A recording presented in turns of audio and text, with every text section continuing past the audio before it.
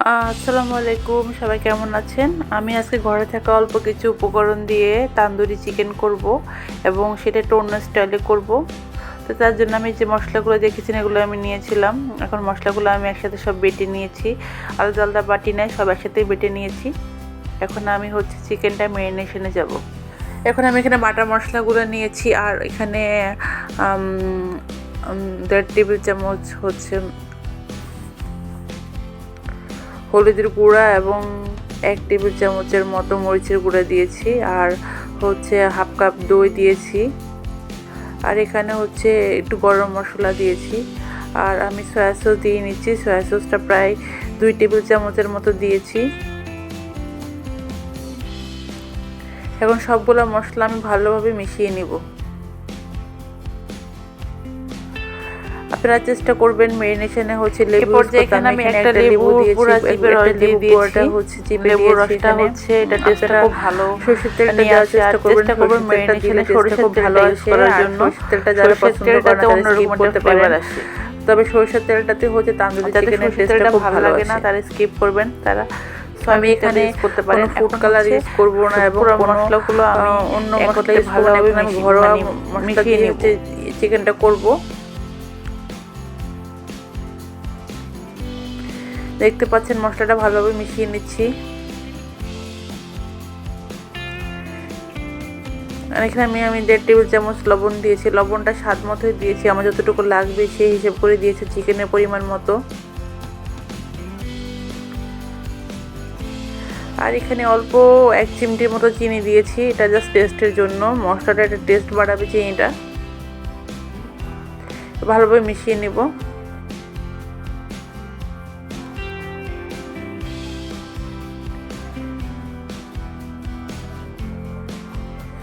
আমি চিকেনটা আগে কেটে পানি ঝরিয়ে নিয়েছিলাম, এখন চিকেনটা মশলার সাথে দিয়ে ভালোভাবে মিশিয়ে নেব।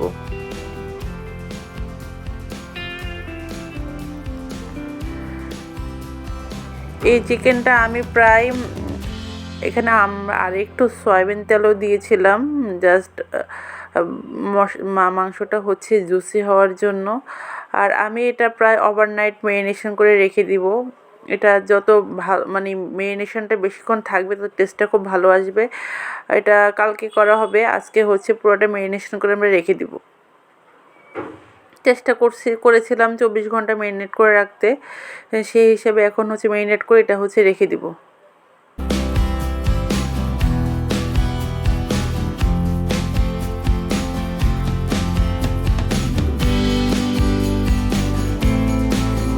একটা প্যানে অল্প পরিমাণ তেল দিয়ে দিচ্ছি, জাস্ট চিকেনটা ভাজার জন্য।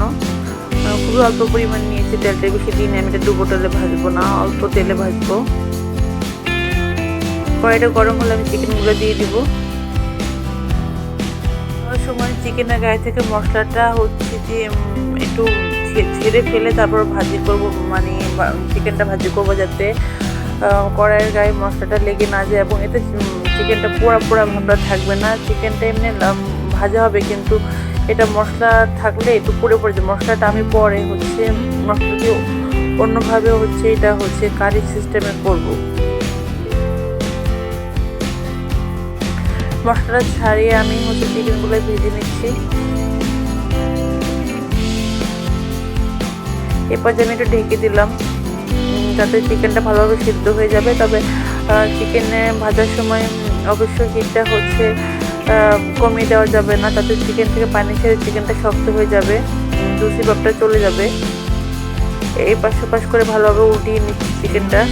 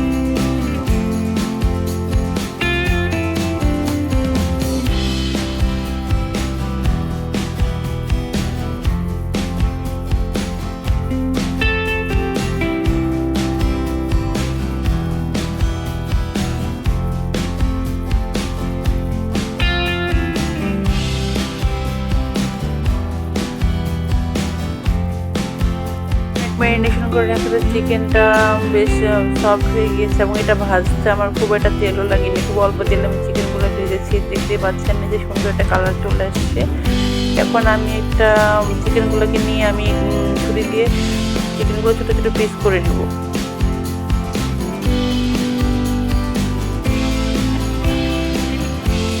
এই যে আমার চিকেনগুলো আমি পিস করে নিয়েছি। এখন আমি আবার রান্নায় যাব। এখানে আমি কড়াইতে একটু তেল দিয়ে নিচ্ছি, আরও যে চিকেন থেকে যে মশলাগুলো আমি জিরে নিয়েছিলাম সেই মশলাগুলো আমি এখন তেলের মধ্যে দিয়ে দিচ্ছি। যে তান্দুরি মশলাগুলো ছিল এখন এটা আমি ভালোভাবে ভেজে নেব। এর মধ্যে আমি একটু ধনে পাতা, কাঁচামরিচ, একটু পেঁয়াজ এগুলো আমি ব্লেন্ড করে নিয়েছিলাম, সেগুলো আমি এটার সাথে দিয়ে দেব। এটা দেওয়াতে এটা সুন্দর একটা ফ্লেভার আসবে এবং টেস্টটা তো ভালো আসবে। এখানে আমি একটা টমেটো দিয়েছিলাম, ওইটা আমি একটু সামান্য লবণ দিয়ে আমি এটা ভালোভাবে কষিয়ে নেব। এরপর এখানে আমি 2টা পেঁয়াজ কুচি করে দিয়েছি এটার সাথে, এটা জাস্ট টেস্টের জন্য। এই যে মশলাগুলো আমি ভালোভাবে ভেজে নিয়েছি, এখন আমি চিকেনগুলো এখানে দিয়ে দিব।